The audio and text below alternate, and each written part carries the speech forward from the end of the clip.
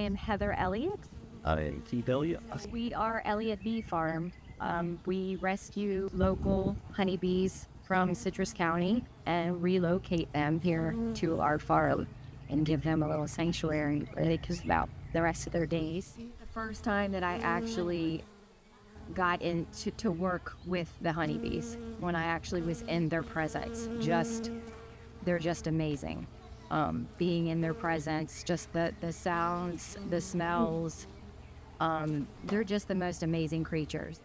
I joined the military and served back in the 90s, and I had every intention of staying in and retiring. Unfortunately, I had some injuries that resulted in early retirement. I had a lot of health issues, and the conventional therapies were making things worse. Looking for alternative therapies, more natural, holistic approaches, that led me into learning about bee venom therapy. I consume all of the products of the hive every day. I eat honey, I eat pollen, I eat propolis, royal jelly, and then I use the bee venom therapy for primarily arthritis. It changed my life, definitely. You know, I'm well, I'm healthy, I'm healthier than I ever have been. But we first met, she had days, weeks at a time where she wasn't well. Those are few and far between.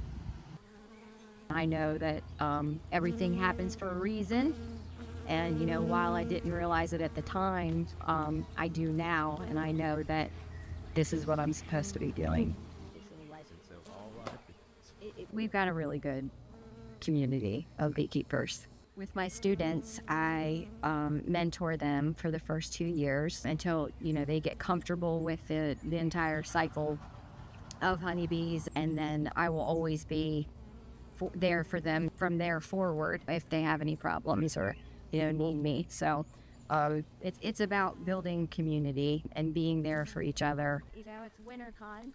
I've always just really liked honey, and then like a year or two ago I just started thinking that would be kind of fun to have a hive and take care of bees.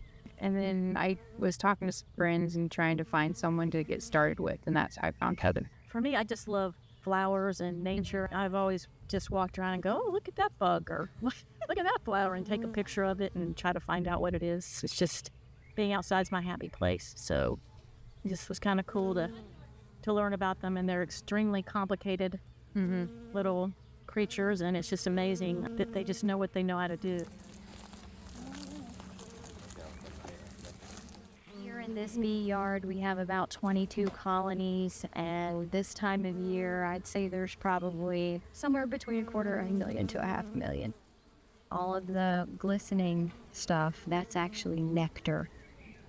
So nectar is what they bring in from the flowers, and they will pack the cells with the nectar, and then they'll use water and fan it down to reduce the moisture content. And once they get the moisture content to where they want it, then they'll cap the cell, and that's what becomes honey.